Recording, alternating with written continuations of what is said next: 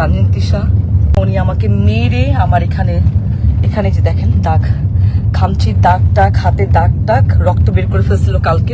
এর আগে আমি যখন আসলে নাটকে মুশফিকুর ফারহানের সাথে কাজ করতাম অ্যাজ এ কো আর্টিস্ট হিসেবে, তখন তিশা আপু আমাকে এরকম ফোন দিয়ে থ্রেট দিছিল যে হ্যাঁ ফারহানের সাথে কাজ করতে পারবা না। আমাকে না, আরো অনেককে আসলে এরকম উনি ফোন দিয়ে থ্রেট দিছিল যে পায়েলকেও, কেয়া পায়েল, তারপর আরো অনেককে এরকম ফোন দিয়ে উনি থ্রেট দিছে যে কাজ করা যাবে না।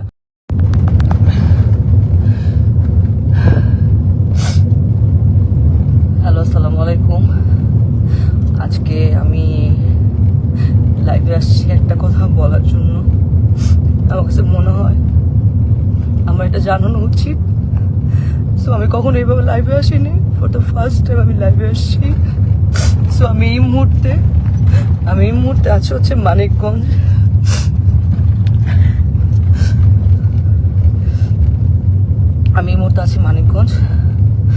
মানিকগঞ্জ ডিরেক্টর রাফাত মজুমদার, রিঙ্কু ভাইয়ের একটা কাজে আসছি ফিকশনে। এখানে আমার সাথে আছে তানজিন তিশা, সুদুজ্জামান সেলিম ভাইয়া, মোমেন আন্টি এবং অ্যাক্টর মিডরাপি। তো আমি জানি না আসলে, গতকালকে আমার প্রথম সিন এবং গতকালকে আমি মানিকগঞ্জ আসি। এসে আমি তানজিন তিশা আপুর জন্য আমি খুব সুন্দর ঢাকা থেকে গিফট নিয়ে আসছিলাম যে আমি তানজিন তিশা আপুকে গিফটগুলো দিব। কারণ আপু এত সিনিয়র, আপু একটা ফিল্ম করতেছে, আপুকে উইশেসের জন্য আমি আপুকে আসলে গিফটটা দিই, কিন্তু আপু গিফটটা নেয় না এবং সে গিফট অ্যাকসেপ্টও করে না, এবং সেখানে সবাই ছিল, সবাই দেখছেও। তো আমি কিছু বলি না যে উনি হয়তো গিফট নেয় নাই, ঠিক আছে, মেনে নিচ্ছি। তো আমার প্রথম সিনে আমি যখন শুরু করছি, তখন সেখানে প্রথম সিনে উনি আমাকে, সিনের মধ্যে ছিল না, উনি আমাকে মেরে আমার এখানে যে দেখেন দাগ, খামচির দাগ টাগ, হাতে দাগ টাগ, রক্ত বের করে ফেলছিল কালকে প্রথম সিনে। এবং সেইটা যখন মনিটরে এসে আমি যখন দাঁড়াইছিলাম, তখন রিঙ্কু ভাইয়া এবং সেলিম ভাইয়া দুজনেই বলতেছিল যে তিশার কি হয়েছে, তোমার সাথে কি কোনো ঝামেলা আছে আগে, ও তোমাকে এভাবে মারলো কেন বা কি আসে বিষয়। আমি তখন আসলে এক পর্যায়ে আসলে আমি বলেই দিছিলাম যে হ্যাঁ, এর আগে আমি যখন আসলে নাটকে মুশফিকুর ফারহানের সাথে কাজ করতাম অ্যাজ এ কো আর্টিস্ট হিসেবে, তখন তিশা আপু আমাকে এরকম ফোন দিয়ে থ্রেট দিছিল যে হ্যাঁ ফারহানের সাথে কাজ করতে পারবা না। আমাকে না, আরো অনেককে আসলে এরকম উনি ফোন দিয়ে থ্রেট দিছিল যে পায়েলকেও, কেয়া পায়েল, তারপর আরো অনেককে এরকম ফোন দিয়ে উনি থ্রেট দিছে যে কাজ করা যাবে না।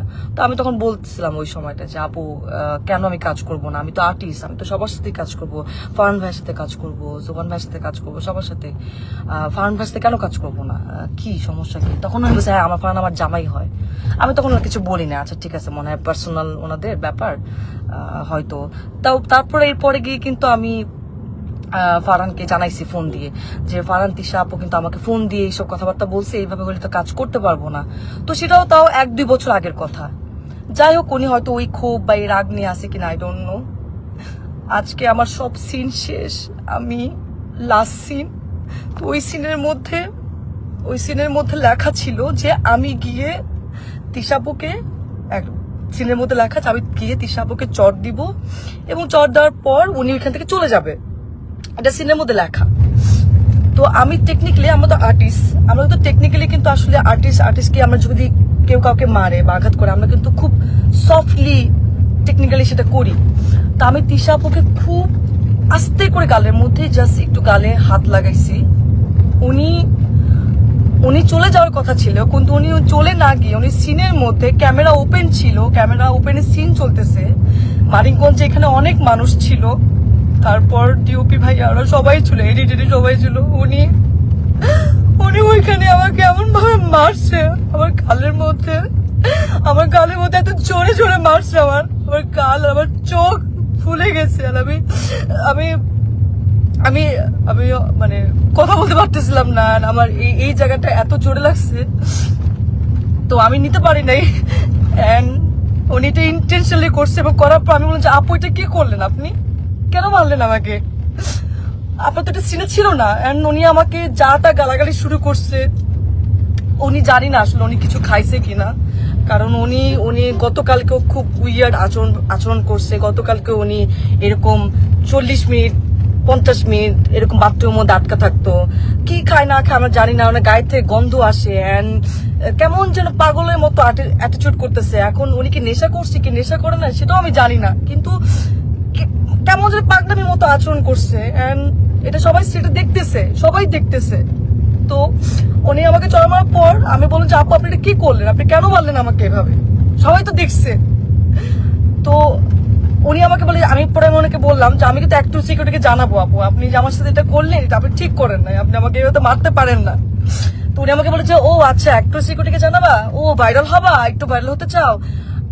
আমি ওনার কথা শুনে অবাক হলাম যে একজন সিনিয়র আর্টিস্ট কিভাবে এই কথাগুলা বলে। অ্যান্ড উনি এত বছর ধরে কাজ করছে ইন্ডাস্ট্রিতে, উনি আরো আমাকে গাইড করবে, উনি আমাকে আরো হচ্ছে হেল্প করবে, কিন্তু উনি যদি উল্টা আমাকে এইভাবে নেগলেক্ট করে কথা বলে তাহলে আমি আর্টিস্ট হই, আমি কিভাবে ওনার সাথে কাজ করব, কিভাবে করব বলেন।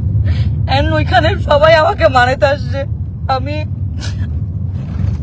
সবাই দেখতেছে যে উনি আমার সাথে কারো ব্যবহার করতেছে, আপনারা আমাকে কি মানাবেন। তো আর্টিস্ট হয়ে তো আর্টিস্টের কাছ থেকে এটা তো আমরা একসেপ্ট করতে পারি না। আমাকে এমন ভাবে মারছে, আমার এক পাশে কারের তুলো কোথায় পড়ে গেছে আমার কোনো কিছু খেয়াল নাই। তো আমি এখন ঢাকায় চলে আসতেছি, আমি একটু সিকিউরিটিকে জানাবো যে একজন সিনিয়র আর্টিস্ট হয়ে এইভাবে যদি আর্টিস্টকে স্ক্রিনের মধ্যে শুটে যদি এভাবে মারে এবং যাচ্ছে তাচ্ছে ভাবে খারাপ ব্যবহার করে তাহলে তো সেটা মেনে নেওয়া যায় না, এইভাবে তো কাজ করা যায় না। আমি তো এর আগেও মেহজাবিন আপুর সাথে কাজ করছি, কাজের দিন রাত্রি, সেখানে বিকি ভাইয়ের কাজ করছি। কই মেহজাবিন আপু তো আমাকে এত সুন্দর করে কিভাবে কাজ করতে হবে আমাকে সাজেশন দিছে, আমাকে এত সুন্দর করে ট্রিট করছে। তোমার কাছ থেকে আমি শিখছি, আমি তো ভাবছি আমি তিশাপুর কাছ থেকে শিখবো, কিন্তু তিশাপু আজকে যেটা করলো এটা এটা এটা তো আমার সাথে অন্যায় হয়েছে, এটা তো ঠিক হলো না, এটা তো একদমই ঠিক হলো। আমি তো কাজ করতে গেছি, আমি তো আসলে এটা তো আমি আশা করি নাই। তো যাই হোক, এখন সেলিম ভাইয়া ওনারা সবাই এখানে ছিলেন, সেলিম ভাইয়া ওনারা সবাই দেখছে, এখন ওনারা জানে ওনারা কি ডিসিশন নিবে। কিন্তু আমি ঢাকায় যাচ্ছি, আমি একটু সিকিউরিটিকে জানাবো যে ওনারা আসলে কি ব্যবস্থা নিবে। এবং আজকে যদি এরকম একজন আর্টিস্টের সাথে কাজ করে, মানে আমার যদি এই অবস্থা হয় তাহলে যারা কাজ করছে প্রিভিয়াস বা তারাই বা কি ফেস করছে। তো আমি তো সবসময় আশা করি যে আমি যারা সিনিয়র, যারা মেহজাবিন আপু বা যাদের সাথে কাজ করব, কখনো সামনে যখন কাজ করব তাদের কাছ থেকে আমি শিখবো। কিন্তু তানজিন তিশা আজকে উনি যেটা করলো আমার সাথে, আমি এত নাইসলি ওনাকে গিফট দেওয়ার চেষ্টা করলাম, সেটাও তো নিল না, উল্টা আমাকে মারলো শুটিং সেটে। এটা কি ঠিক করলো?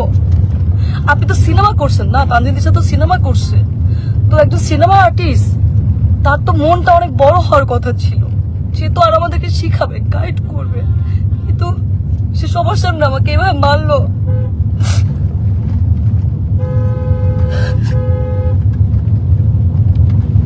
যাই হোক, আমি ঢাকায় যাচ্ছি, আমি আমি আমি একটু সিকিউরিটি ওনাদেরকে জানাবো, দেখি ওনারা কি ব্যবস্থা নেয়।